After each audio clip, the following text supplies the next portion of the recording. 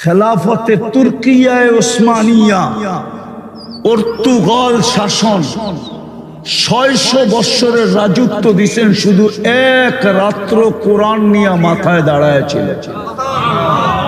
ইতিহাসের কথা আছে, আপনি উঠে দেখেন। পর্তুগাল যখন মুসলমান হয়, সে মুসলমান ছিল না, তার কবিলা মুসলমান হওয়ার পরে যার হাতে মুসলমান হয়েছেন, উনি থাকতে দিছেন এক কামরায়। দুইকা দেখে ওইখানে কিতাব রাখা, তো জিজ্ঞাসা করছে এটা কি? বলছে এটাই তো আল্লাহর কালাম। যে আল্লাহর উপরে তুমি ঈমান আনলে ওই আল্লাহর কালাম, এটা কালাম।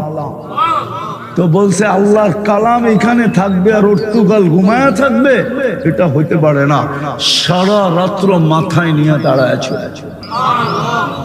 ৬০০ বৎসরের রাজত্ব রসুল বানাইছেন, কিন্তু শব্দটা আল্লাহ কারো কলেমায় ব্যবহার হইতে দেন নাই।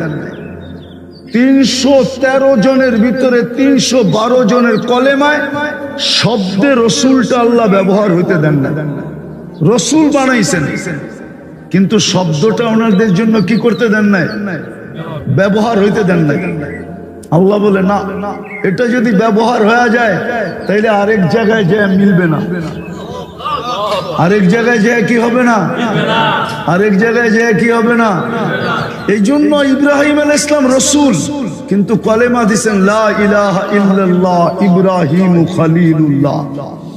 মুসা আলাইহিস সালাম রসুল, কলেমা দিছেন লা ইলাহা ইল্লাল্লাহ মুসা কালিমুল্লাহ।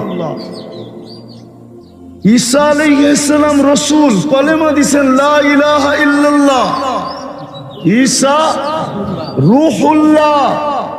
শব্দ ব্যবহার হইতে দেয় না। বলছে না, শব্দ ব্যবহার করা যাবে না। রেখা দিলাম উঠায়া, কখন ব্যবহার করবেন? কয় দুনিয়া দেখবে কখন ব্যবহার করব। যেদিন বন্ধু আসছেন ওই দিন ব্যবহার করছেন যে লা ইলাহা ইল্লাল্লাহ মুহাম্মাদুর। আবার কেমন সিস্টেমে ব্যবহার করছেন, এটাও নবীর শান। লা ইলাহা ইল্লাল্লাহর ভিতরে কোনো নুকতা নাই, মুহাম্মাদুর রাসূলুল্লাহর ভিতরে নুকতা নাই। নিজেরটাও 12 অক্ষর, বন্ধুরটাও 12 অক্ষর। নিজেরটাও লা ইলাহা ইল্লাল্লাহ কয় অক্ষর? মুহাম্মাদুর রাসূলুল্লাহ কয় অক্ষর? আমাদের দিন রাত কয় ঘন্টা? দুটা মিলায়া কয় অক্ষর? দুটা মিলায়া কয় অক্ষর? আমাদের দিন রাত কয় ঘন্টা? মিললো না? মিললো না? আফসোস।